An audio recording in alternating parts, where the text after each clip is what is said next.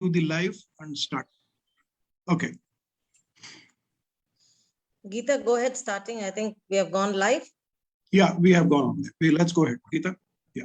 Yes. Good evening and welcome to today's discussion on opportunities in higher education in the US.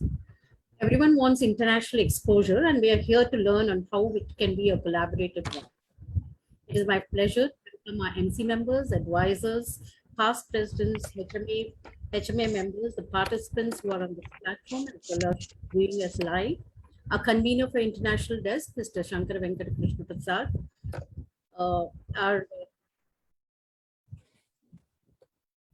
Our secretary and co-convener, Dr. Ravi Kumar Jain, thanking Mr. Salil Khadar from the US Consulate for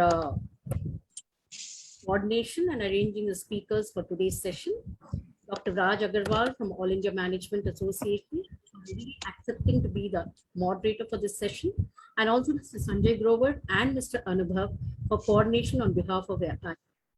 Welcome to our speakers, Dr. Monica Setia and Dr. Deborah Rosario, who represent the United States India Educational Foundation. Our Vice President, Ramchandar, and last but not the least, I welcome President Ms. Kavita Rajesh, who I request to take this meeting forward. Thank you, Geeta, for the warm introduction and a very good evening to all. I see, and it's a pleasure to have the US Consulate and IMA in collaboration with IMA, and I thank each and every one of you to be part of this. And the audience, it is not complete without the audience and our esteemed faculty from different colleges and the student across to take the benefit. And the theme of the year of Hyderabad Management Association is Management Resilience, Impact, Innovation, and Globalization. So this is what we want to be globally recognized. I thank the US Consulate for organizing this event of higher education opportunities in the United States. And I also thank Dr. Raj Agarwal for his acceptance to moderate this session from IMA, and Monica Sethi, and regional office. She's from regional office of Hyderabad, and USIEF, and Dr. Deborah Rosario, Educational USA Advisor, USIEF from Bombay. Thank you, madam. It is really an honor to be here to talk about Hyderabad Management Association. It is a body since 1964, and it's a 57-year-old organization. So it was started by a few dozen dedicated young managers of the twin cities of Hyderabad and Secunderabad, who felt the need for developing managerial skills among young executives and spreading the message of professionalism among the practicing management with involvement of academia and industry. We undertake various activities at HMA. We provide a platform for professionals, academicians, management students to stay abreast of contemporary management practices and even shaping the professionals and with emerging challenges. We conduct a plethora of activities in the context of evening lecture meetings, training programs, panel discussions, seminar, conventions, quiz programs, management and faculty student development programs, etc. We do many more.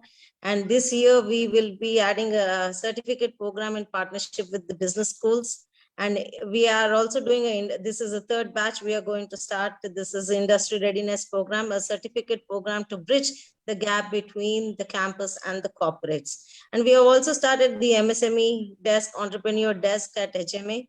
And to see, we have many small scale and corporates associated with us. And we are trying to link and bridge the gap between the MSME also with the entrepreneurs and industry. Has been initiated this year to give a consultancy to MSMEs. MSMEs unit in collaboration with Krishna Prasad Foundation. And we started an international desk to link the institutions and corporates in with international universities for internships and international trade opportunities for our corporate bodies, corporates. And besides, tie up with different consulates on cultural exchange and technology through speaker meetings like this today. And Hyderabad Management Association is affiliated to All India Management Association, New Delhi. IMA associates with HMA for conducting regular joint programs at Hyderabad. HMA was the first professional organization in Telangana and Andhra Pradesh to institute an annual award called as Manager of the Year in 1973 to recognize a manager for outstanding achievements as well as his contribution to the organization he heads. And since then, the number of awards has risen to 12. Eminent personalities like Dr. V.K. Sarawat and B.B. Pattabhiraman and Ramesh Geligaru, D.V. Raju Garu and V.B. Gadgil were some of the awardees of HMA. So it's a pleasure to have you, and I sincerely thank each and every one of you for accepting our invite, and IMA also to collaborate with us. And I would request our convener of the international desk to please introduce Dr. Raj Agarwal, who is the moderator for the session today. Thank you for giving this opportunity. Thank you very much, Madam President, Kavita Rajeshji. I, on my personal behalf and on behalf of the Hyderabad Management Association, have the pleasure in introducing Dr. Raj Agarwal. Currently, Dr. Raj Agarwal is Professor and Director of All India Management Association, Center for Management Education, IMA CME. Before joining IMA CME, Dr. Agarwal was Professor and Director of IILM Academy of Higher Learning, Greater Noida. He is also a visiting research professor in Montana State University, Billings, United States of America. He has more than 35 years of academic experience of working in prestigious national institutions like All India Management Association, Association of Indian Universities, Motilal Regional Engineering College, and other national institutes. He is also actively associated with statutory bodies like All India Council for Technical Education, ICTE, NAAC, and National Board of Accreditation, NBA. He has organized several training programs, both for reputed public and private sector companies like Oil and Natural Gas Commission, Engineers India Limited, Power Grid Corporation, Delhi Metro, National Thermal Power Corporation, Indian Oil, Housing Development Finance Corporation, ICICI Bank, etc. He also delivered sessions in these programs as a resource person at middle and senior level. Dr. Agarwal has done PhD from Allahabad University. A prolific writer and a keen researcher, he has written more than 100 articles in leading national and international journals. He has also authored and edited more than 10 books on management. He is also associated with World Bank and regularly invited by national and overseas organizations to deliver talks on contemporary economic and social issues. Dr. Raj Agarwalji, thanks for connecting on the link. Now, I invite you, sir, on my personal behalf and on behalf of the Managing Committee of Hyderabad Management Association. Namaste. So before Dr. Raj Agarwal starts, I request everyone to be on mute so that the speakers are not disturbed while they're giving the lecture, please. Thank you, sir. Thank you, Mr. Sankara Venkata, for giving such a nice introduction. And I'm, on behalf of IMA, really privileged to participate in this very significant program. Dr. Deborah Rosario, Education US Advisor at USIEF, Dr. Monica Setia, Regional Officer, USIEF Hyderabad, Ms. Kavita Rajesh, President HMA, Ms. Geeta Malikarjun, CO HMA, Dr. Ravi Kumar Jain, Secretary HMA, and Sankara Venkata Krishna Prasad, Convener HMA. Distinguished participants, faculty members, and dear students. I am really very delighted and happy to introduce first my organization, All India Management Association, and as well as two distinguished speakers from US Consulate in this program. All India Management Association is an apex body of management profession, which has created with active support of Government of India and industry in 1957. Over the last 6 decades, IMA has contributed immensely to enhance the management capabilities in the country. IMA has over 38,000 members and close to 6,000 corporate institutional members through 67 local management associations affiliated to IMA. IMA is working closely with industry, government, academia, and students to further the cause of management profession in India. Through its education wing, Center for Management Education, CME, HIMA offers a wide range of management programs, postgraduate diploma in management, PGDM. This is MBA program, postgraduate diploma in IT, PGDITM, postgraduate certificate in management, and other short duration new age programs like business analytics, digital marketing, financial modeling, and B2 have very active collaboration with the leading industry and global partners. B2 conduct a PhD program in management in collaboration with the Aligarh Muslim University, which is one of the prestigious university of India. And we have more than 2,000 students, which are spread all over the India. In Hyderabad also, through Badurka Institute, we have large number of students which have been passed out from Hyderabad. It is my pleasure to introduce Dr. Devarao Rosario. She is an education US advisor at USIEF. Before that, she worked in university preparation as Associate Academic Director at San Beda Center for Research Resources and as the National Coordinator for the UK and at the Veritas Forum. Devarao has a doctorate in English literature from Oxford University and has taught English in Oxford and Mumbai. We welcome you, madam, and hope that we will get a very inspiring presentation to guide Indian students to take admissions in undergraduate as well as in postgraduate program. Dr. Monica Sethia is working as a regional officer Hyderabad with United States Education Foundation, USIEF, the Fulbright Commission India, where she manages two US Department Fulbright and Education US. We know about Fulbright scholarship. This is very popular among postgraduate students as well as doctorate students to do PhD and go for higher qualification. She has a work experience of more than 15 years in education industry, and after finishing her PhD degree from Pennsylvania State University in the United States, Monica completed her postdoctoral fellowship from Duke Nurse Graduate Medical School, Singapore, and then worked as an assistant professor with Public Health Foundation of India for 5 years. She has a strong passion for educational exchanges and career development of individuals.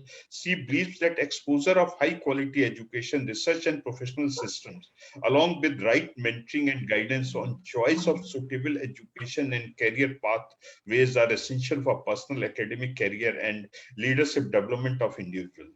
Having pursued her PhD degree from United States and having studied and worked in Indian education system, she is interested in utilizing her experience and skill to promote educational and scholarly exchange between India and United States. We welcome you, Madam Sethia, and I hope that both these distinguished speakers, those who are having very wide experience in their domain, may facilitate and may provide our students as well as to our faculty right kind of guidance, so then they can facilitate the development of their career in United States. Thank you very much. Thank you very much. Karthik, can we go for the 2 minutes video of Cyient, our principal sponsors? Hello? Karthik? Sir. Yeah. What you want, sir? Hello? Video of Cyient to be played. 2 minutes. Oh, okay. Madam, I just want to tell Cyient is a principal sponsor for the international desk. Yes. So we just will play the Cyient video, then we connect with Dr. Monica's presentation. Yes, Karthik, go ahead. Yeah.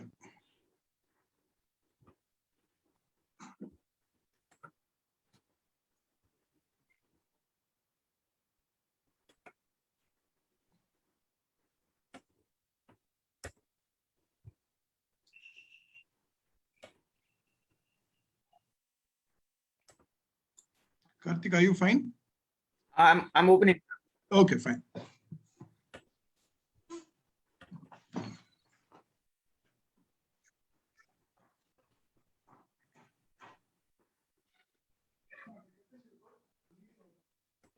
Karthik,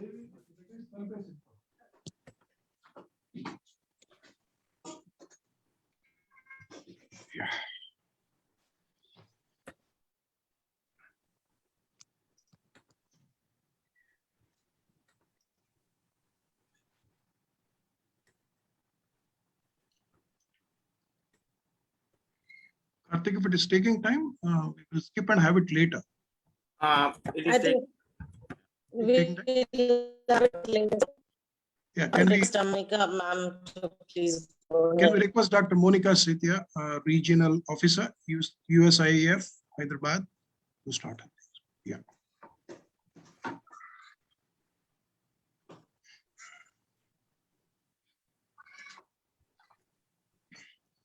Thank you so much for that warm welcome and introduction, Dr. Raj, and all members of IMA and HMA. It is really an honor and pleasure for us to be doing this session. And I speak on behalf of both myself and Deborah. Of course, she will share her thoughts later on.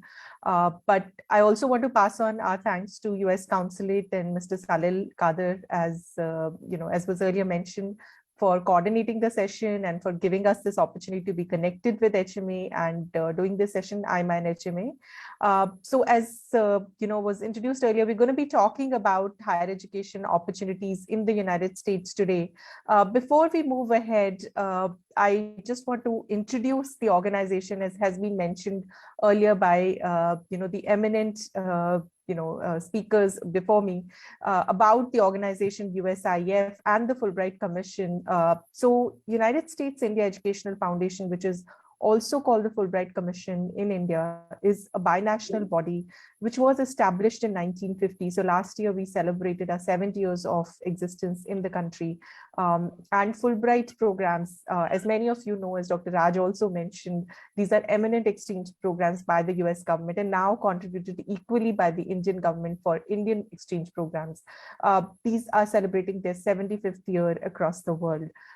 So what does USIF do? USIF administers many programs, but their activities broadly span across 4 core areas. One is, of course, administration of the Fulbright and other Fulbright fellowships for both Indian and American students, faculty, researchers, and scholars. And I know that we have many faculty and many scholars who are joining us today. Of course, we're not going to talk about these programs in today's session, but we may take an opportunity to do another session if HMA or IMA will be interested in a session on Fulbright programs.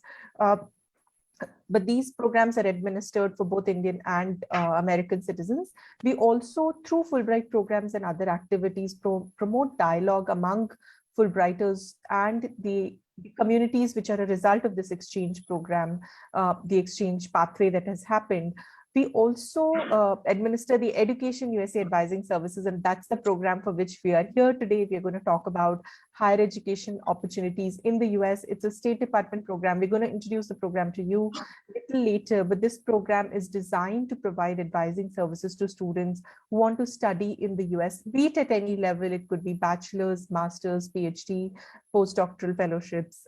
We have a team of advisors trained by the US State Department who provide these advising services. And finally, we also serve as a resource to foster linkages between Indian and American institutions of higher education. This is done through various programs, both Fulbright and even other informal linkages that we serve as a conduit in establishing through our work throughout the year. So with that, I would like to turn over to the core part of our presentation today. And I want to just, give a remark by starting off with the number, which is huge number as on your screen, talking about the number of international students who started in the US in 2019, 2020. And this is a number which comes from the Open Doors report that's published by the International Institute of Education every year. This year's report is going to come out in November, on November 15 to be specific. But you can see the sheer number of students who opted for United States as their study destination. And these are all international students. If you look at the numbers from terms of the country and the 10 top places of origin for the international student, then India and China together contributed 53% of these international students, with India alone contributing 18% of the students. And if you look at the numbers, it is 2 lakh Indian students who chose to study in the US last year, and that numbers remains almost consistent. And US remains the top destination of choice for higher education among Indian students. There are multiple reasons behind it. I don't think I have to go into details of many of these, but of course we all know about the quality of higher education that's offered by the US higher education institutions, US being the magnet for higher education across the world, with one of the finest universities across the globe. We talk about always about the likes of Harvard, Stanford, MIT, and these are just a few names. Of course, we have a long list there that remains. The high quality of education comes from a strong infrastructure and resources that's available at US institutions for research, which leads to academic excellence through these world-class faculty and facilities, both that are available at the institutions. In addition, the US universities offer a lot of flexibility to the students in the choice of their programs of study, the courses that they can choose, the kind of electives they can take up. If you heard in my introduction, I did my PhD from the US, and I was surprised when I was there that I could do a dual degree in my PhD, which is just fascinating that I could opt for both healthcare and demography for my PhD program. You can do a minor degree, you can do a major degree at any level, so it's really fascinating to see the kind of flexibility that the US institutions offer in their programs of study, both in terms of the type of program and the type of courses that you can opt for. Deborah will allude to some of these flexibilities when she talks about her the core pieces of the US higher education system. Finally, I think we don't have to say in a lot of words how reputed the US institutions are internationally and the kind of exposure that they provide you. I would not have ever thought about having friends from across the world, including Africa, South Korea, Europe, North America, South America, when I was there, the kind of bonds you build up, and you would never study, in such a multicultural setting, be it not the US institutions. Of course, the degrees that you earn at the US institutions, they are reputed, they're accepted globally. So it gives a lot of, long and strong professional exposure to the students once they have completed their education from the US. And these are some of the, factors which lead to students, and especially Indian students, choosing US as a higher education destination for themselves.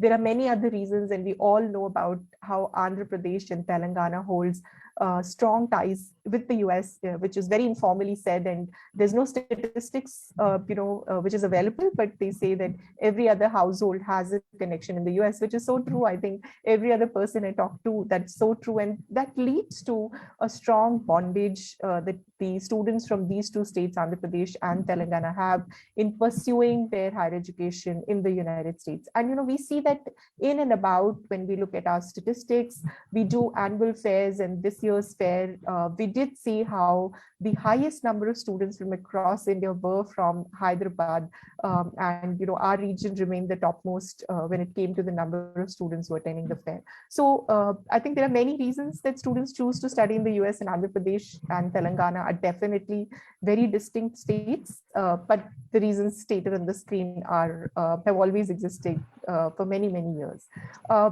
These are just some glimpses, for students to see how multicultural the experience is in the US, the kind of exposure they get in terms of both personal and professional development. If you look at, the kind of research infrastructure that's available, the labs, you see a glimpse of a career fair in the bottom left screen. And these are very common at US institutions, and students can participate in these fairs and make connections for their next career pathway, whatever they're choosing to do after finishing their programs of study.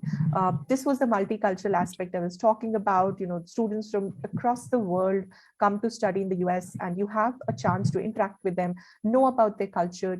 You, of course, know the American culture also, but also the cultures of other countries, which doesn't happen, if you stay back and pursue your education in India. So with that, I would like to turn over to talking about Education USA. This is a program, as I was also mentioning when I introduced USIF, Education USA program that's administered by USIF and a few other entities in India. But it's a program that's supported by the US Department of State, which has been designed to provide accurate, comprehensive, and current information to students who are interested in pursuing their higher education in the United States. I'm sure, either as parents, as faculty, or as students yourself, you might have stumbled upon these online platforms where there are discussions or there is information lying out there, but you've always come out confused, not sure whether the information that you're reading that's accurate or not, whether it's complete information, whether it's concurrent information. So to beat all those, confusions in the minds of the students, Education USA program was designed, and it's a program that exists far and wide in 170 plus countries through 430 plus centers, with 8 centers alone in India, in the cities of Ahmedabad, Bangalore, Chennai, 2 centers in Hyderabad, Kolkata, Mumbai, and New Delhi. Deborah will share more information about each of these centers. I know that some of you are joining us from across India, not just from the states of Andhra Pradesh and Telangana. So we will have information for you about these other centers that may be closer to you.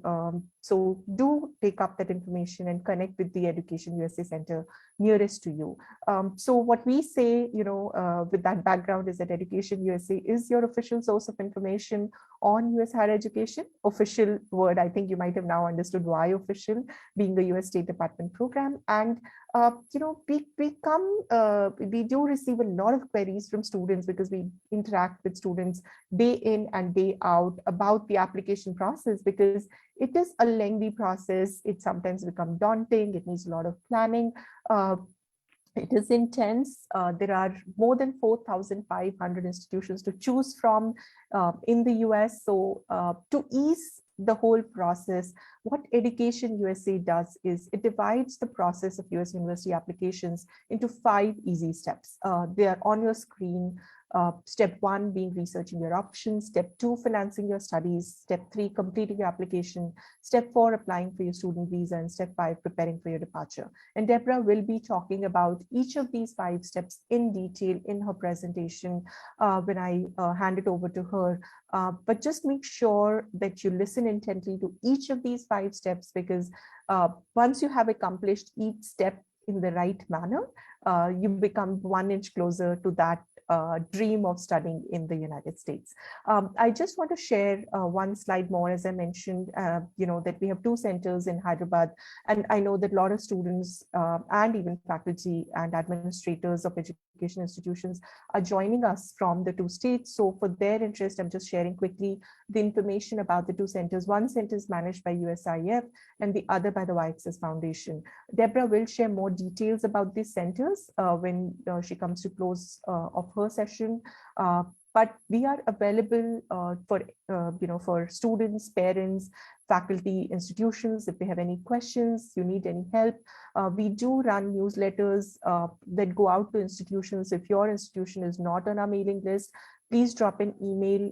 My coordinates are with HMA, my email ID and my phone number too. So you can connect with them, share your email IDs, institutional email IDs that you would like to be put on our mailing list. We'll be happy to share the newsletter and any updates on the both the Fulbright and Education USA programs with your institution. If you have an interest in organizing sessions for your institution, we will be happy to do that.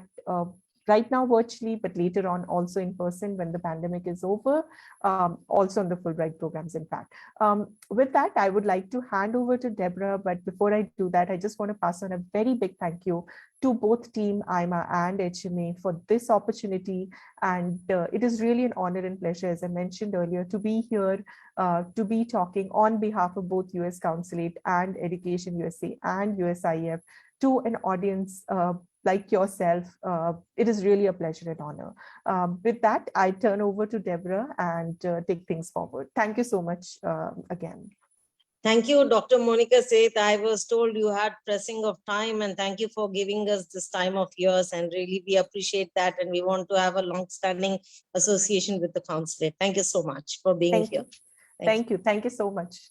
Over to you, Deb. Okay. Thank you, Monica, for introducing USIF and Education USA and also introducing the application process.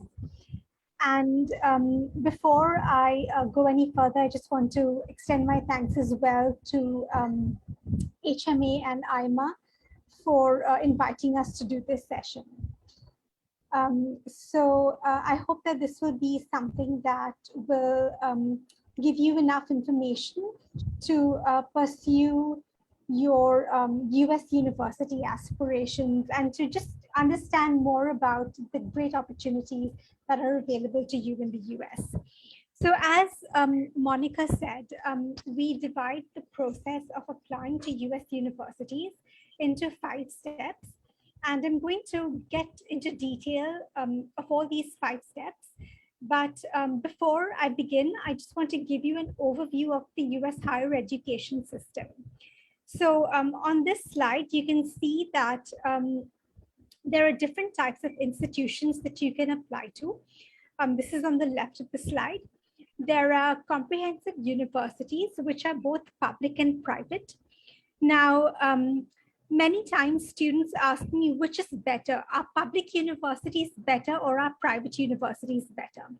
The answer to this question is that neither is better than the other. There are, very good public universities and good private universities.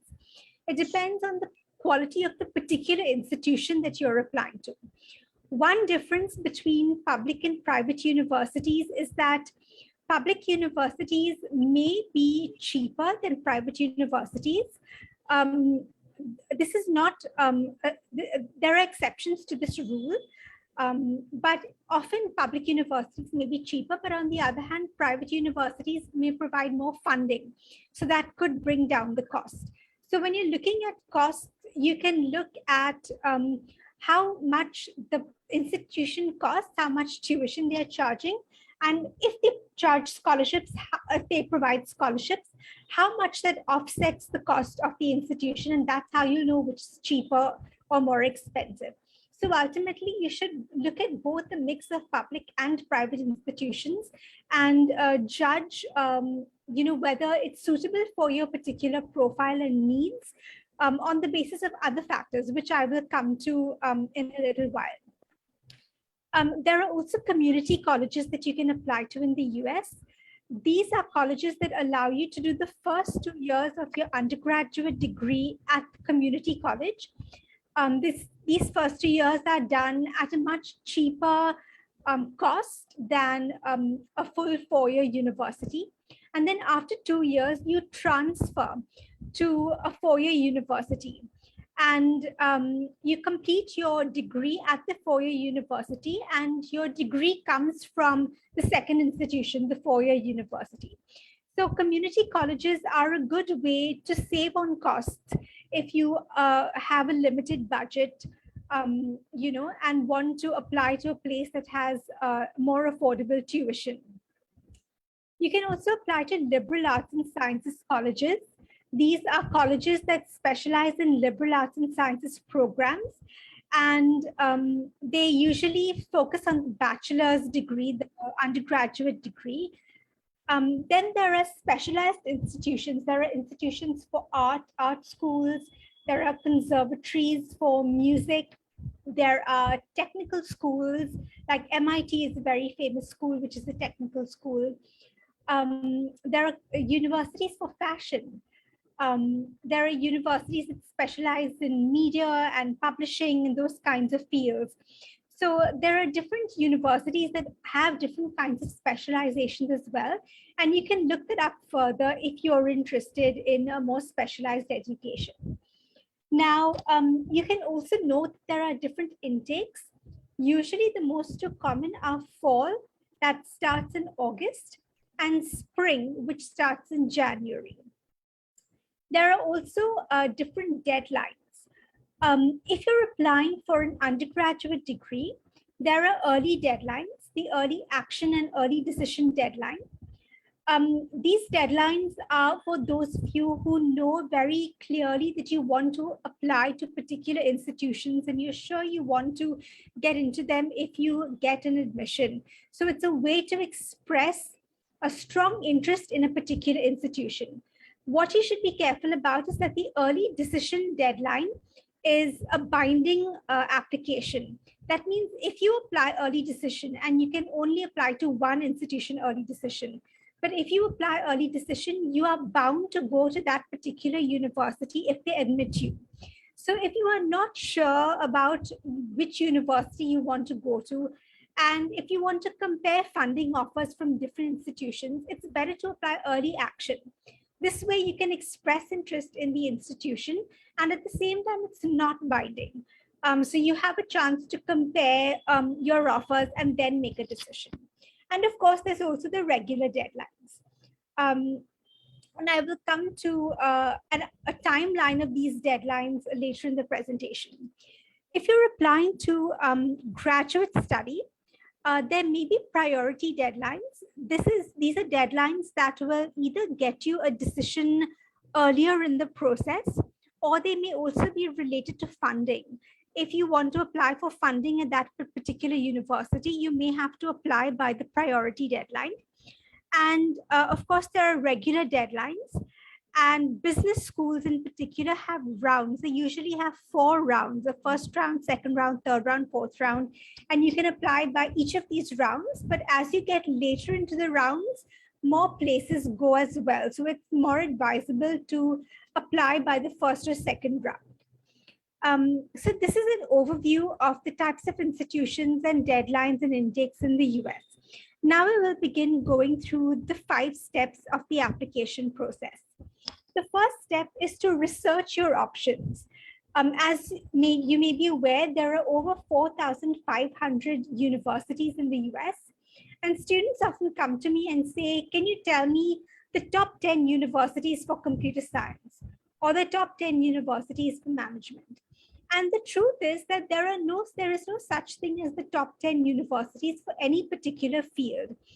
What is important is what is called the best fit. Getting a university whose opportunities match your interests and needs, that will be the top 10. Those will be the top 10 for your particular profile and your particular needs. And so these universities on the shortlist of each individual will be different for each individual because each person's needs and interests are different. And that is why it is the first step to shortlisting your universities is actually doing a bit of introspection and defining your own priorities. Once you define your priorities, you can look for universities that meet those priorities, then research and narrow your choices and check their requirements. And I will now talk about the kinds of priorities that you can consider when looking for US universities and trying to figure out which are the best ones for your particular needs and interests. So something that you can definitely consider is coursework. You should look at the fact, you should not apply to universities just based on their name, but look for universities that have the coursework that is relevant to your particular interest. You can look at the structure of the coursework as well. So sometimes universities have, if you're applying as an undergraduate degree, they may offer a range of majors and minors at the university. This allows you to specialize in a particular area while pursuing a subsidiary specialization in another area. So a lot of these universities have what's called a liberal arts and science program, which Monica referred to in her introduction, where in India, for instance, you usually apply to arts, science, or commerce once you've completed your 12th. But in the US, you can study interdisciplinary subjects. You can do a major in chemistry and a minor in music, or a major in psychology and a minor in statistics. You can complement your subjects, or you can just follow a major in your choice of career and a minor in some passion that you have. So you can look at the different majors and minors that a university offers. if you're applying for graduate study, you should look at concentrations and specializations that the university offers. So for instance, if you're applying for management, is your interest in marketing, or is it in consulting, or is it in real estate? What are the different concentrations that the university has? And are these aligned to the particular interests you have? You can also look at the flexibility of the program. So for instance, I had a student who was studying data science, but his coursework was very flexible. So he had just a few core courses and many electives, and he could choose and mix and match courses from different schools as well. So though the data science program was being offered by the Department of Computer Science, he could also take courses from the health school, from the business school, from other schools in the university, and then develop an interdisciplinary program for himself according to his interests. So this is the kind of possibilities available to you in the US. And you should look at the coursework more closely if you're interested in flexibility, and see what matches your interests as well. You should also look at the acceptance rate of a particular university. This will help you decide,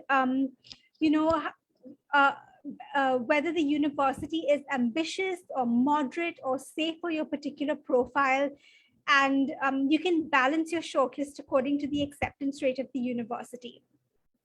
You can look at the size of the institution and department. So, are you the kind of student who flourishes in a big classroom, or are you the kind of student who wants the professor to know your name and be on familiar terms with you, be like a friend to you? So that's something else you can look at. It's very important for graduate applicants, especially, to look at faculty profiles. Don't just look at the coursework, look at faculty profiles to see what the areas of specialization are.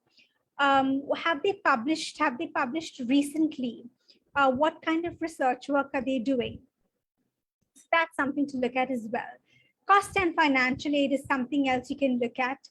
Research facilities and whether they have specialized labs in the fields that you want, whether they have good libraries and the right amount of resources for the particular area you want to research.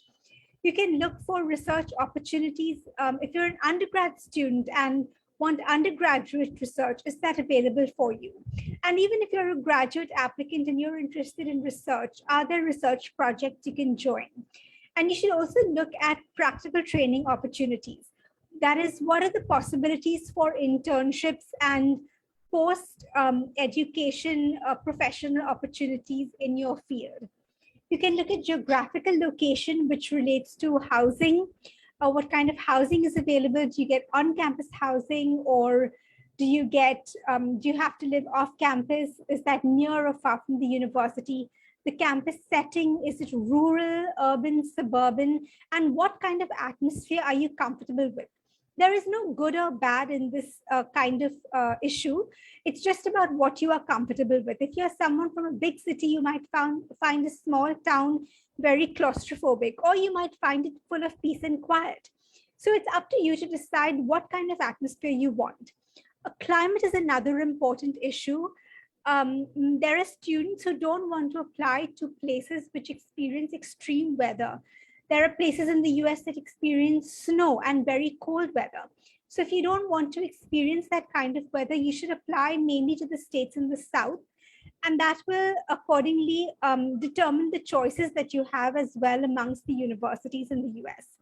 You can also look at international student services that are available to you as an international student, as well as career services. Career support is really important to you as an international student. So you can look at career services to understand how the university supports you and what happens to students after they complete their degree.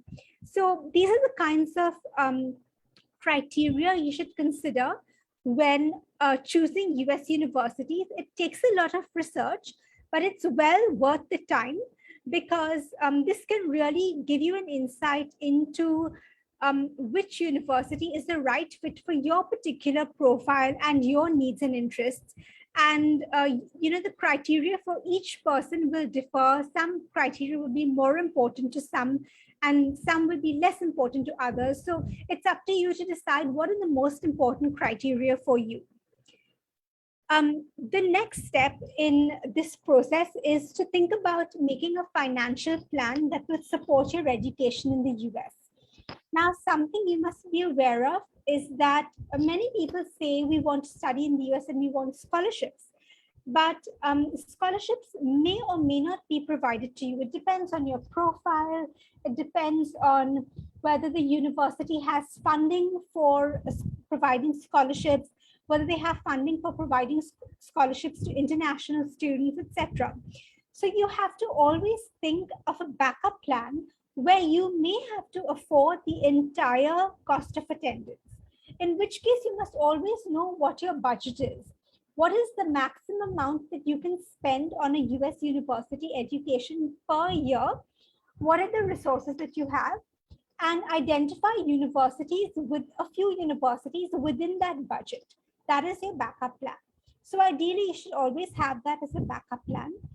You should also look at different sources of funding, which I'll come to in the next slide, and look at what kind of financial aid and scholarships may be available from US universities. Now, the best place to research this is US university websites. These universities have detailed information about what kind of financial aid is available and what kind of scholarships are available. They also have what are called net price calculators, which give you an estimate of what kind of scholarships you would receive if you were to apply, and how much your education and that particular institution would cost you. So that's something to look up as well. And Education USA, the website, has a list of scholarships on the website as well. That's something you can look out for in addition, and browse through the list of scholarships and see if there is anything that suits you. At some stage, you will also have to provide financial documentation. If you are applying for scholarships, then the university may ask you to fill out a form. Sometimes it's called the CSS profile. Sometimes it's called ISFA. This is for international students. And if by any chance you are a US citizen, then you fill out the FAFSA and you provide your financial information. You also provide financial information once you are admitted to the US university. You have to provide proof of 1 year's worth of funding, that will support you for 1 year at that university. So that's something you have to provide as well. Now, this table will give you an estimate of the kind of costs you can expect at different kinds of institutions. A 2-year public community college, as you can see, this is only for undergraduate students, is the cheapest at approximately $18,000 US per year. These are per academic year costings. The 4-year public institution is, this is both for graduate and undergraduate, is cheaper than private institutions. As you can see, it's approximately $43,000 per year. And the 4-year private institution costs approximately almost $55,000 per year. So this is gives you an idea of what kind of expenses you can expect to incur if you were to study at a US institution. When you consider the cost of attendance, you should be aware that the cost of attendance is composed of 2 components: the tuition and fees, which takes care of education, instruction, facilities, lab equipment, libraries, all those things that the university directly provides to you, as well as living costs. This is money that you may not pay to the university. Sometimes you may pay it if you are staying on campus. But if you're staying off campus, you will be paying it to other agencies.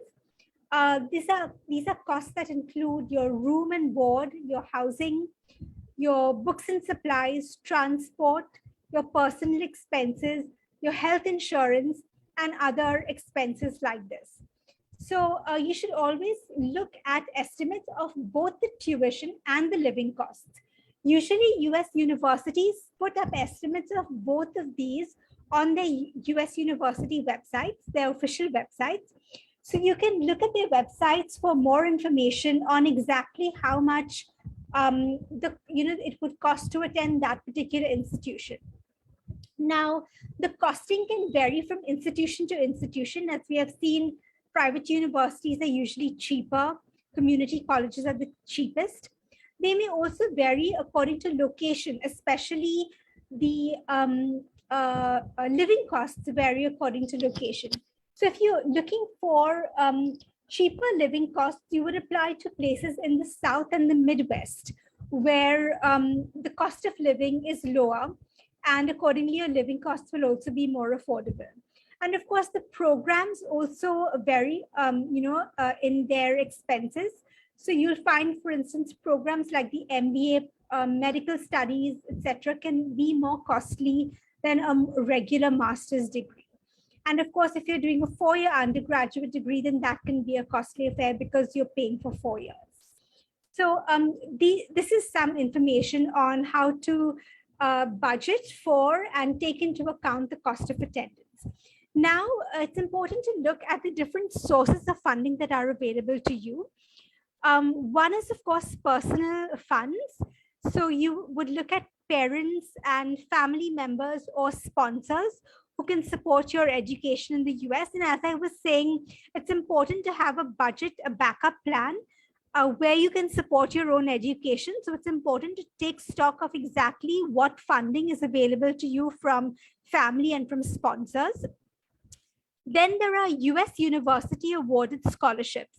Now, at the undergraduate level, these are both need-based and merit-based. Need-based scholarships are those that take into account the amount that the family needs to put their child through their education at that university. They look at the gap between the cost of attendance and the family's income and the family's resources. Now, something to be aware of is that even for a need-based scholarship, you have to be an outstanding student. You have to be a meritorious student, because otherwise the university is not going to want to spend that money on you. So even need-based scholarship is also merit-based to some extent, but it also takes into account the need of the particular family involved.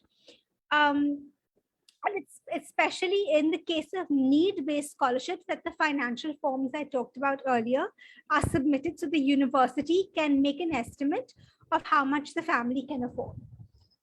Then there are merit-based scholarships, which are based purely on the merit of the student. This may be academic achievement, it may be a talent like music or athletics, it may be leadership or community service or some other kind of criteria that the university has. At the graduate level, most scholarships are merit-based. There are no need-based scholarships. And there are also something called assistantships. This means that you do some work for the department. It may be teaching, it may be research, it may be some other kind of administrative support. And you would get a teaching assistantship or a research assistantship or a graduate assistantship, where your tuition is subsidized or it's completely waived, and you even get a stipend to support your living expenses. These assistantships could be of different durations, maybe for a semester, maybe for a year. If it's a research assistantship, it could go into the summer. Teaching assistantships would only be for the semesters of the academic year. So the amount provided by each would be different depending on the duration of the assistantship. You can also do some on-campus work. As an international student, you cannot work off campus. You can only work on campus, and this is a maximum of 20 hours per week during the semesters, and that's part-time.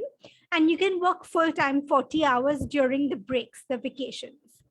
In addition to this, the only time you can work off campus is when you do CPT and OPT. Now, CPT is, the full form is curricular practical training. This allows you to undertake an internship in your field of study during your program of study. And you have, this internship has to be authorized by the university. and it will count for credits in your program. So you will get credits for doing the internship. Now, OPT is called, the full form is optional practical training. And this is professional experience that you can get after you complete your program. Usually it's done after you complete the program. It also must be done related to the field of study that you are undertaking. If you are in a STEM field of study, you get up to 3 years of OPT. STEM stands for science, technology, education, and maths, as you must know. So if your field of study is a STEM field, your program is STEM designated by the US government, then you get up to 3 years, and all other programs that are non-STEM designated get just 1 year of OPT after the program of study. And then there are also external sources of funding. There are agencies that provide funding to students wanting to study in the US. Most of these are for graduate study. So you have agencies like the J.N. Tata Foundation, the K.C. Mahindra Scholarship, the Narottam Siksaria Scholarship. These are agencies that provide funding for US universities, for students studying at US universities. This funding, US university funding, you usually apply for with your application, but external sources of funding you have to apply for independently. So each of them will have a website, and you should look up the website to understand more detail about exactly what their application deadlines are and what their application process is. Now we come to the third step of the application. This is actually putting the application together. First, I'll talk you through the undergraduate side of things. So if you're applying for an undergraduate program, you should begin your process about 12 to 18 months before you actually plan to go to the US for your studies. So assuming you're going to the US in August 2022, in the summer of this year, you should have taken your entrance, standardized tests, your SAT or ACT. Of course, a lot of universities now are test optional or test blind, but if you want to cover all universities, you can take the test. Then around August, the Common App and other application forms would have opened up online. You submit your financial forms, the CSS profile, by October 1st to Feb 2022, around that time. Around November will be the early action and early decision deadlines and the University of California application deadlines. And around December 2021 to Jan 2022 are the regular decision deadlines. So that is the kind of timeline you're looking at if you're applying to go to the US in the fall, that is August 2022. Now, what goes into the undergraduate application package?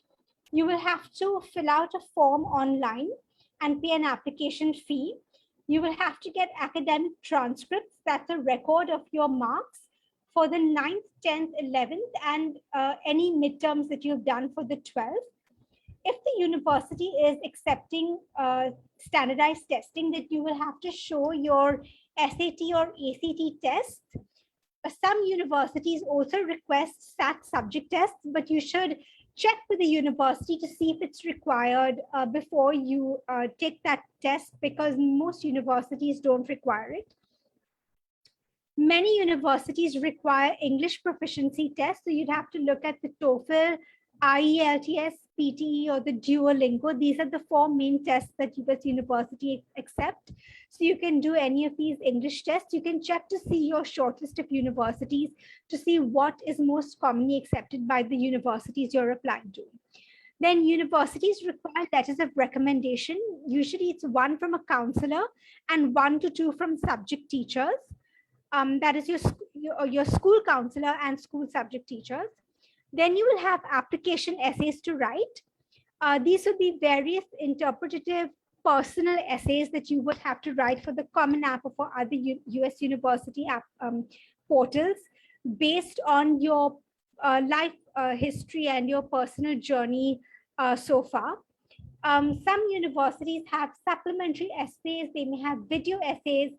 If you're applying for art and writing programs, you may have a portfolio as well to submit. You will have to provide financial aid forms. As I've already said, the CSS profile is for the FAFSA. If you feel that now in the Common App and in most application portals, you get to put together a list of extracurricular activities that you have engaged in. If you feel that this does not cover all your activities, you can also submit a resume. There may be an interview and you will have to submit financial documents when you are admitted to the university. So this is your application package. Now for graduate students, you will be applying again 12 to 18 months prior. It's similar to undergrad applicants. The summer before you go to the year before you're going to the US, you take your standardized test, your GRE or your GMAT. Around August, the forms open. Priority deadlines are around October. Between September and November, you put together your application package, and your regular deadlines are around December, January 2021, 2022, assuming you're applying for the August 2022 intake. Now, what goes into the graduate application package? You have an application form that's online and an application fee, the academic transcripts or mark sheets from your undergraduate degree. Standardized tests will be the GRE subject if it is required, or the GMAT. English proficiency tests, which I've already discussed. Letters of recommendation, you can get, usually you're required to get 3 letters of recommendation. You can get letters from your undergraduate degree professors who have taught you. If you've done an internship of approximately 3 months or more, then you can get a letter from your internship as well. Or if you have a good amount of work experience, 3 months or more, then you can get a letter from your workplace as well. Then you have an application essay, which is called a statement of purpose. In this, you outline your educational background, your career goals, and why you want to apply to this particular university. The undergraduate application essay is the same essay goes to all the universities that you apply to through a particular academic or university portal. But the graduate application essay, the statement of purpose, is adapted to the particular university that you are applying to. In addition, a university may ask for a personal statement, video essays, a diversity statement, and if it's a writing or art program, a portfolio. You may also submit a resume to outline your background in more detail. There may be interviews, especially for business school programs and for PhD students. If you're applying for a PhD program, then you can also submit proof of a research capability, which will be required, a writing sample. There may be an interview. You may have to submit a research statement. And of course, financial documents will also be required once you are admitted to the US university. So to sum up the timeline, you first research your options, then you finalize your shortlist, you complete your exams, you submit your applications, and then you begin your student visa process and then prepare for your departure. So now I'll just briefly talk you through the last 2 steps. What happens once you have submitted your applications? Around March onwards, you will get admissions decisions from US universities. If you applied for earlier priority deadlines, you may get these decisions earlier. And if you apply to a good balanced list of universities, you will hopefully get some admits. You then submit your financials to these universities and you will receive a form called an I-20. This I-20 lists the program that you're applying for, where your funding is coming from, and other contact information for the university. You then select one institution to attend, and on the basis of the I-20 from that one institution, you can make your visa application. At the time of the visa application around March 2022 next year, we will be holding visa sessions with the US consulate, and you will be able to attend these sessions to understand the details of how to apply for the visa process. And then 3 to 1 month prior to going to the US, you can prepare for your departure. You assemble all the important documents that you have. You can arrange accommodation, make travel arrangements, and we conduct a pre-departure orientation that can help you to prepare for departure. This brings me to the end of this section of the presentation. Before I conclude, I would just like to tell you a bit more about Education USA. We are now offering virtual advising, and these are our services. You can sign up at the link on the slide to get more information about the different events we conduct. There's also a link to our calendar of events. We conduct free Ask an Advisor sessions every day of the week, Monday to Saturday, not on Sunday, but Monday to Saturday, as well as free virtual specialized information sessions on the admissions process with US university representatives. We also have individual advising memberships. If you want one-on-one advice on the application process to US universities, these are paid for. You can connect with us on our social media handles on Facebook, Twitter, and Instagram. We have a website that has more details on the application process, educationusa.state.gov, and we have an Education USA India app that has more information as well. We also have a YouTube channel called Education USA India, which has recorded sessions on different programs available to study in the US, as well as on different steps in the application process. You can look it up for more information. And this is the contact information for all the 8 centers in India, the 8 Education USA centers in India.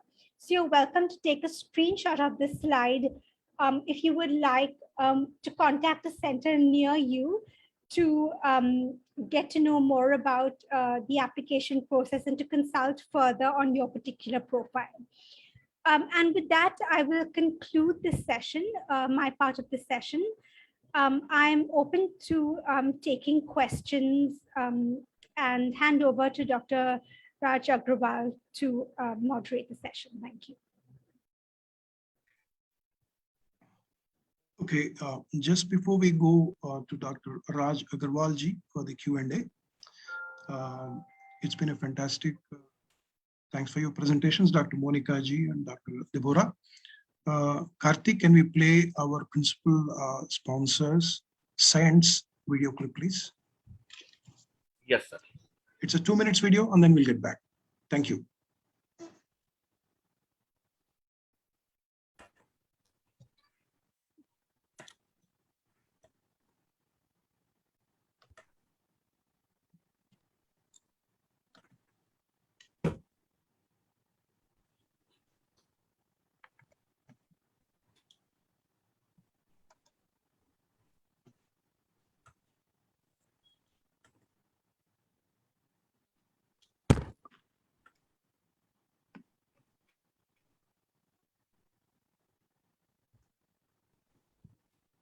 Karthik, should I do it? Yeah, I'm doing so. Do we having a problem there? No, nothing. Okay, I need to open that again. okay, do it.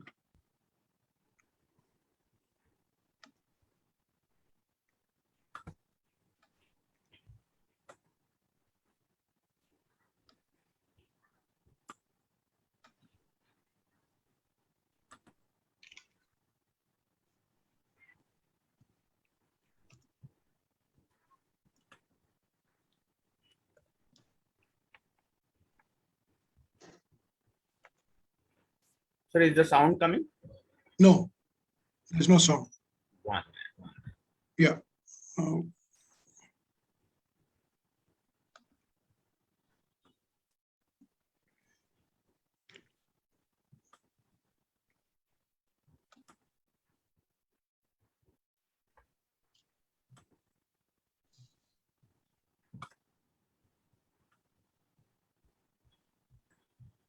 Karthik, shall I try to do it from my side?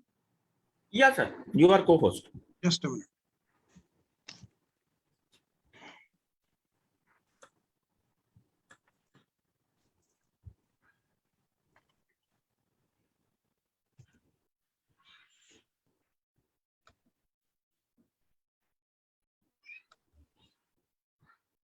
Are you getting it? No, no. If you're not getting it, leave it and parvaledu. Uh, It looks like we have a technical I problem, can see it actually very clearly on my desktop. but it is not visible to us. So we'll Okay. have the question and answer session. So Dr. Raj Agarwal can take question and answer session. Thank What I you, would see- thank you, thank you, Dr. Devrao and Dr. Monica Sethia for a very comprehensive presentation. This has provided this lot of information to our viewers. And we are aware the United States of America is a home to the world's largest number of foreign students. They are studying in United States, and that is always worthwhile for them because it's provide a variety of career opportunities. And this is very well presented in your very comprehensive presentation. And for decades, US has been the first choice for Indian students for its high quality teaching, diversity, and welcoming culture. So in that particular context, we have questions. First question, this is what that related to this CGPA, that what kind of CGPA is required to take admissions in postgraduate programs, and what should be the score in GRE so one can get good universities. So can you highlight on that? Sure, thank you for the question. Obviously, the more competitive the university is, the higher the CGPA that will be required. It's also about the particular institution you're from. So sometimes universities may not award very high CGPA. Some universities may award 9.9 out of 10, and some may only give you a 70%, as the highest. So it's both the CGPA that should be high and the ranking of the individual student. You can get a professor to say in the letter of recommendation that this student ranks amongst the top 3 in the class, or maybe this student has consistently topped the class, or this student is in the top 10% of the class. So the higher the better, both in terms of the GPA and the ranking. However, there are many US universities and many good institutions, and you can always find a university to suit you. Not all students are going to rank at the top of their class. Some students are going to be top 20%. Some students are going to be more average. So in case that's not you, do not worry. There are plenty of good institutions which provide excellent career opportunities as well, because ultimately your goal is your career. These are institutions that accept more moderate GPAs as well.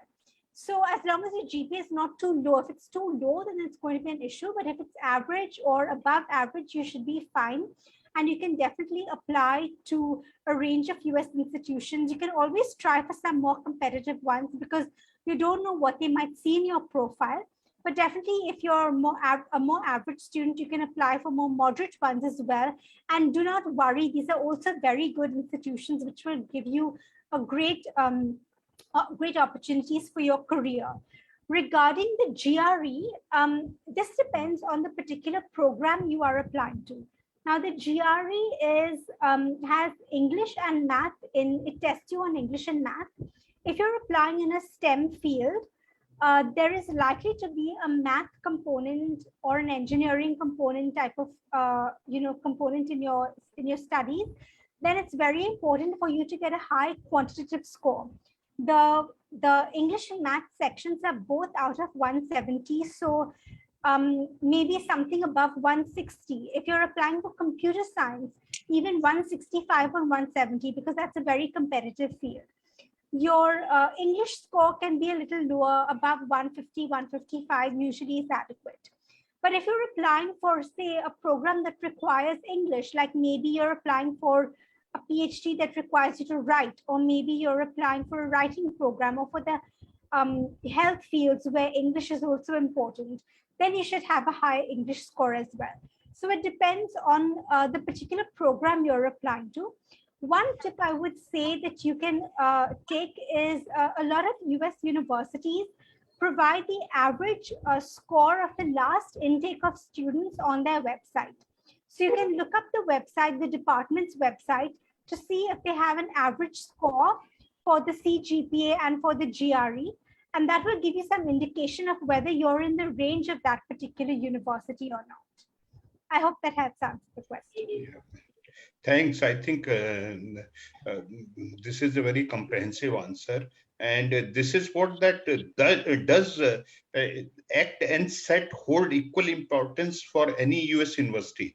And currently, after this COVID-19, there are news that most of US universities, they have exempted this SAT score. So can you highlight something about this? Yes, that's a good question. So most US universities accept both the SAT and the ACT.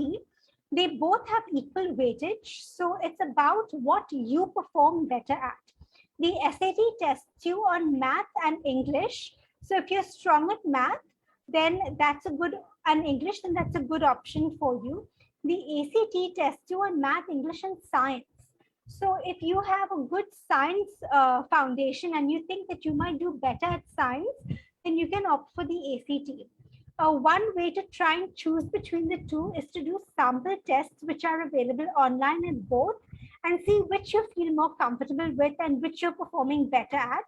And then accordingly start preparing for your choice of test and go ahead with that test. Now, because of the COVID-19 pandemic, many universities have altered their testing. Please unmute yourself. Please unmute. Many universities have altered their testing policies, and there are different kinds of testing policies. So one is a test blind policy.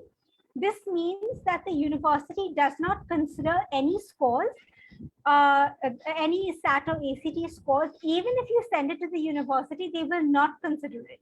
They will not look at the scores. So it is completely blind to testing standardized test scores. Then there is a test optional policy. This means that you you may or may not send it to the university. If you feel that the test scores support your profile, they strengthen your profile, and they're a good reflection of your profile, then you can send the testing scores to the university. If you feel they're not a good reflection of your profile, or because of the pandemic you could not take those tests, then you can still apply to the university and it will not detrimentally affect you. Some universities also say that for admission, their testing is not required. But if you want to qualify for scholarships, then they prefer you to submit tests. So I think I've seen this policy with the University of California, for example. So at least as of last year.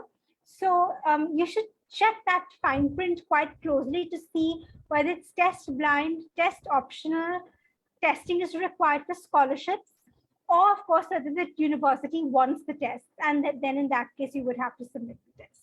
Okay, 2-3 questions I'll combine, although one or two you have already answered. But again, for the benefit of audience, I think that if you are going to answer, so really this is going to be very helpful. Does USIEF take consultation for people going in for immigration? This is first. And somebody like to know how to apply for an on-campus job in US while pursuing a graduate course in that campus. Then this third one is this cutoff score for GRE. This is, I suppose, that this anything above 280 is a good score. So and above 300, this is definitely great. So can you highlight all these three little bit again? Okay. So I'll take the first question. Could you remind? Oh yes, the consultation. So on the first question on consultation, we do not provide consultation for immigration. If you have any questions regarding immigration, that is something you would have to contact the US consulate about. we only consult on the application process to US universities on educational opportunities.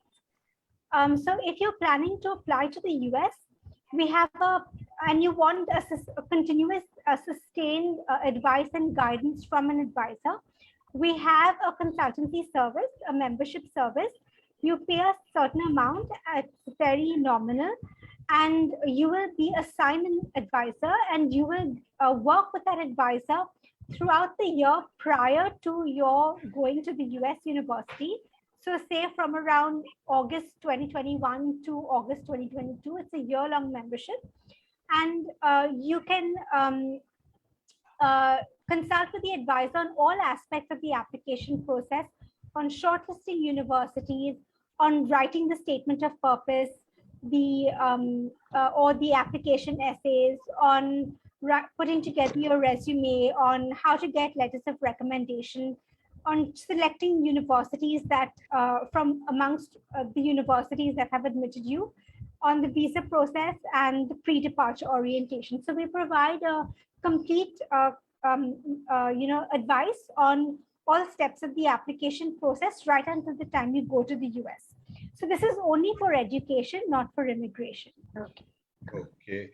Our recommendations letter are compulsory, or these are optional to any university in US while applying for admissions?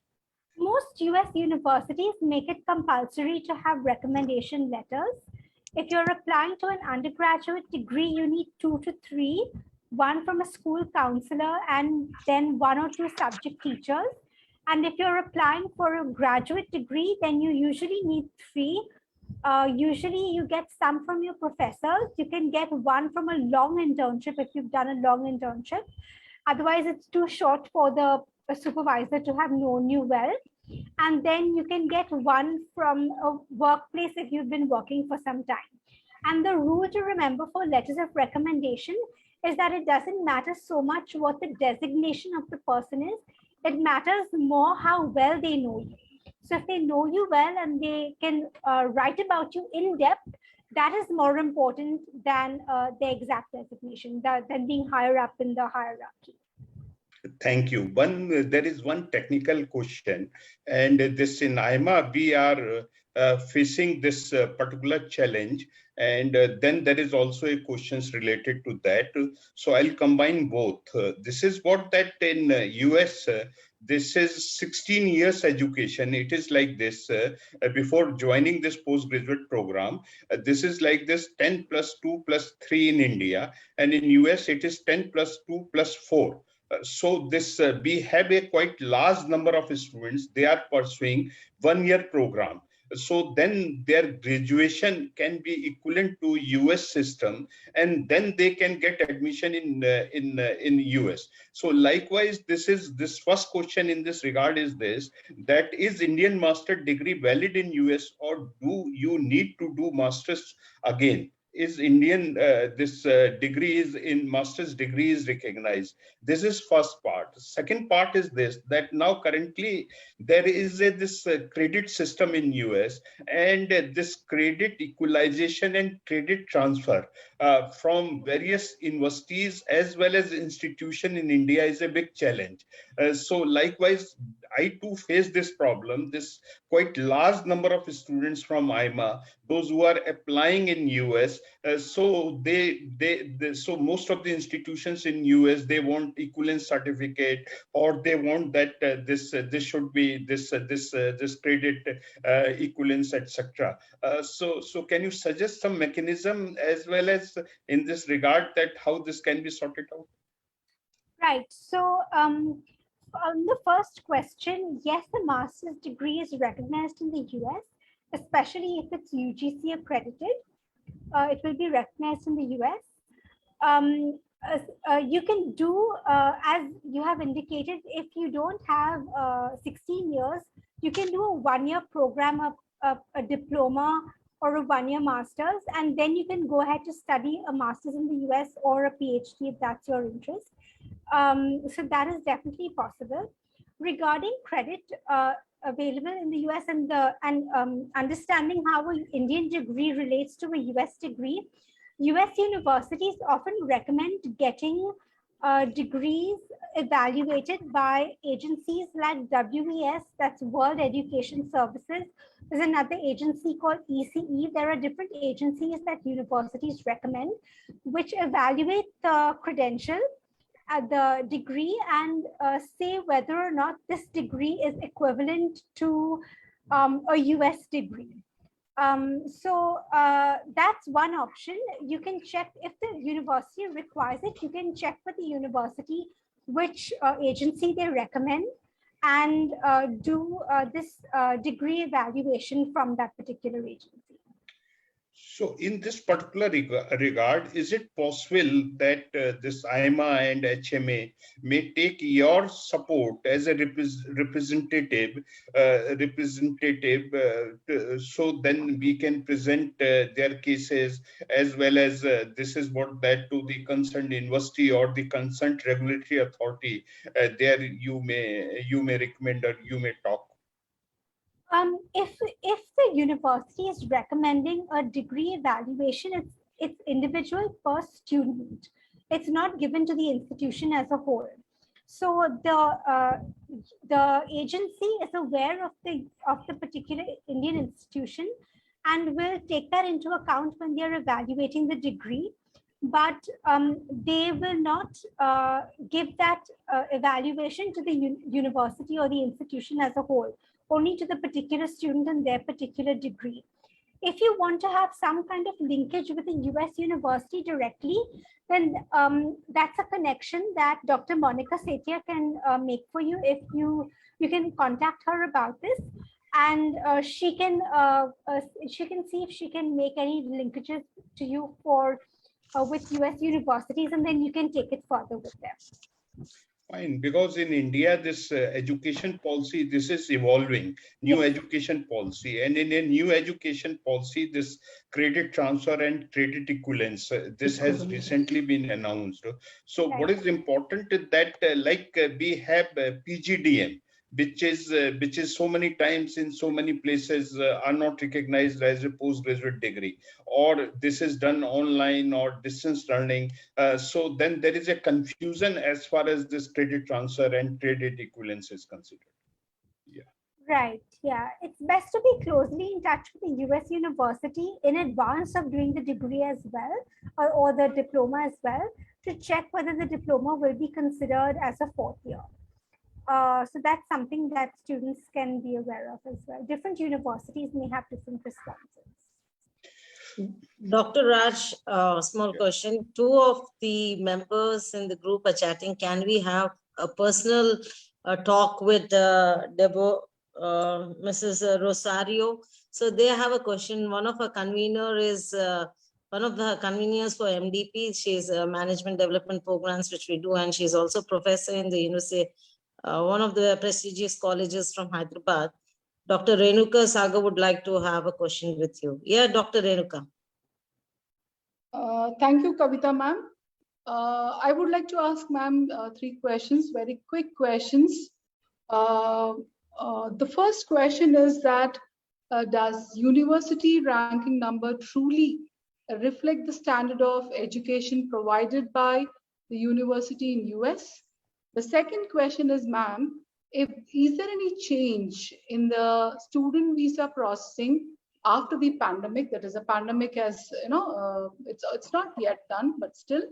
And the third question is, ma'am, does Education USA provide onshore help if a student have any sort of problem there? These are my 3 questions, ma'am. Thank you. Thank you for your questions. First of all, thank you for the ranking question as well. That's a very good question. The truth is that the US does not have any official ranking for their universities. All the rankings are done by private publication houses with different sets of criteria. So there are different rankings lists for different fields of subject, for different publications houses in different fields. They also take into account criteria that may not be relevant to a particular student. So for example, they take into account the funding that a university receives from alumni. Now, this may not actually be relevant to a particular student. They may be more interested in internship opportunities or research opportunities or career opportunities. So that is why we recommend not going by rankings. You can certainly start with a rankings list, but also broaden your search. We recommend websites. There are 2 websites we recommend for undergraduate studies. It's bigfuture.collegeboard.org, which has multiple filters on different areas like funding, selectivity of the university, a field of study, etc., location, etc. So you can select, you can make your own priorities and select universities based on your priorities. And then for postgraduate study, we recommend the website petersons.com. That's Petersons, petersons.com. And that's a good website where you can do a search amongst graduate schools for a particular field of study, and then check out the official websites of the universities that come up for that particular field of study. So yes, we actually don't recommend rankings. We recommend doing a list based on your own priorities. Could you remind me of your second question? Ma'am, the second question is that, see this, after the pandemic, Yes. is there any change in the visa processing? Is there any, stringent rules that the government of US is following, to filter the students, or what kind of process they have made the changes? So I must say that as an Education USA representative, I can't answer anything about the visa process. We're not allowed to. We can only answer education questions. So the best place would be to write to the US consulate. The email address is support-india@ustraveldocs.com, and they answer all visa-related questions. So if you write to them, you'll be sure to get an answer from them. They respond pretty quickly. And the third question, could you remind me again? Yeah, do you provide onshore help in case if a student is having problem there? Yes. Education US. So we don't provide onshore help, unfortunately, because Education USA exists only in countries outside the US. But sometimes students have emailed us with questions when they've had an issue about maybe, if they've taken a break and they're trying to go back to the university or something like that. But also, if they're at the university, all US universities have what is called International Student Services, where there are officials from the university whose sole job is to help international students with all their questions and support them in their process at the US university. So if the student is studying at a US university, then we would recommend that they contact International Student Services. There's an official called the Designated School Official. So either the DSO or International Student Services, and they would be more than happy. It's their role to help and support international students. Thank you, Yeah. ma'am. Thank you so much. We have Ma'am, Dr. Lakshmi Nipani. Dr. Lakshmi Nipani would like to ask a question. Yeah. Thank you, Dr. Deborah. I think that was a wonderful, insightful program. And I'm a verbal trainer, and that's why I was more, asking questions about the immigration. Of course, I have my students who are going in for the academic part of it, for IELTS to have IELTS. So one question I have is, as I already asked, the USIEF, does it also, are you planning for any consultation for immigration? Because most of the students today, they're looking for that apart from academic purpose. I know Y-axis, which the other address which you have given, Y-axis say they do that consultation, but none of my students are, I'm very honest with, none of my students are that happy with it, because they don't give a in-depth thing about the consultation for immigration. So does USIEF, are you planning for immigration consultancy? No, sorry. We won't be doing it in the future either. Our Oh, mandate is okay. only for education. Okay, that's one. And I think the ranking question was another which you have answered. And the students who are trained, they're very particular about the affiliation of the colleges. So how do they get to know that?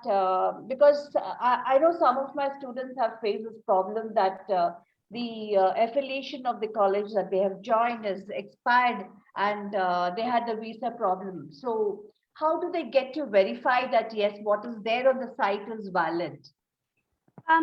That's a good point.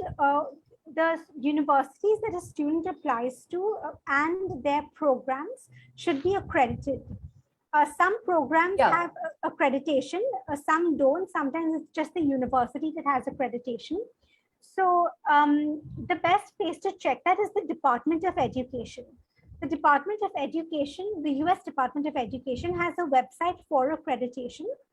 And if you want, you could, I could provide this by email. I don't know the website offhand. But there's a Department of Education website that has a list of all accreditations for all US universities. So you can do a search for a particular university, and that website will show what the university's accreditation is and what programmatic accreditation they have as well. Yeah. Can we that's- take a quick last question because we are running short of Right. time. Yeah, Right. thank you. Dr. Thank Mrs. you. Afsha has got a last question, madam. Then we can, I'm sorry, we are going ahead of time. It's 10 minutes behind schedule. Yeah. Afsha? Is she there? Afsha Tariq, Okay. yeah. Yeah, my question is regarding the scholarships which one can apply for studying in the USA. What kind of scholarships? So as I said in my presentation, it depends on whether you're applying for undergraduate or postgraduate study. Can you tell me what you're applying for? For postgraduate. Postgraduate study. So all scholarships will be merit-based. You will have to check the US university website to see exactly what kind of funding each university provides, because each university will have different scholarships.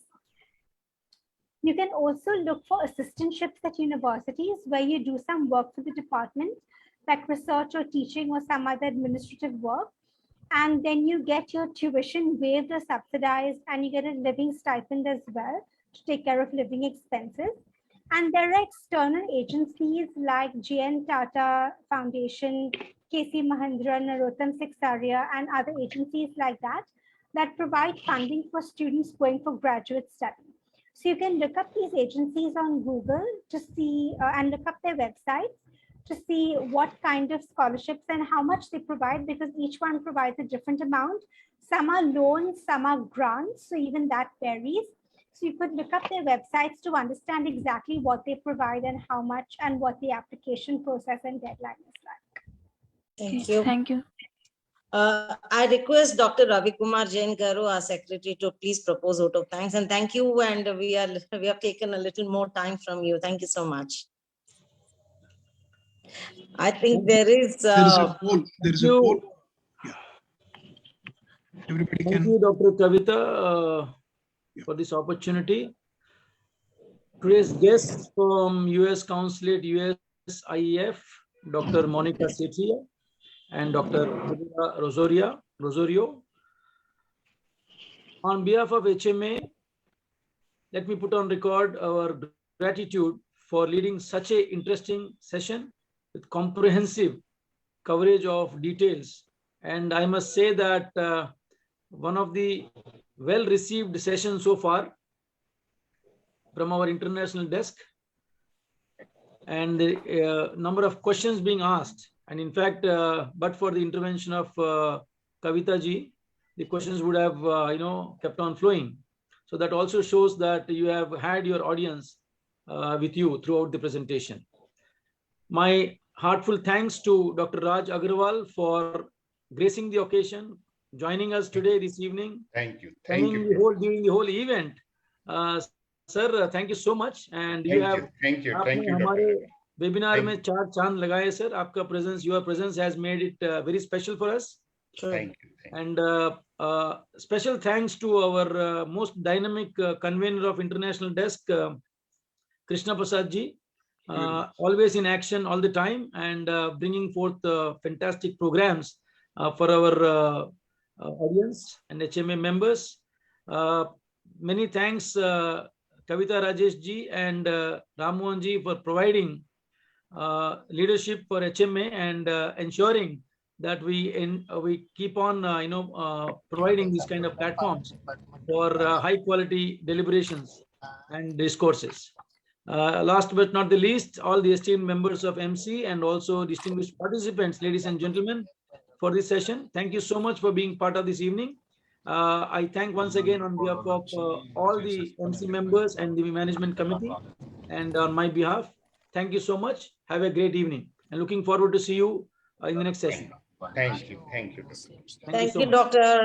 Agarwal ji. Thank you so much Thank for you. accepting. And Thank Vasoria, you. thank you. And the US Consulate, thank you so much. And Anubhav Saigal ji for all the coordination. Thank you. Thank you. Thank you. Thank you. Thank you very much, everyone. Thank you. All the IMA and HMA members who have joined. today this A evening. great evening and good night to all. And Karthik, you can call off the meeting. It's a very informative session. Thanks a lot, all of you. Yes, one of the most informative. Karthik, please end the meeting. Okay, thank you, Karthik, sir. please end the meeting. Okay, sir. Okay, madam. Good night to everybody. Good night. Good night.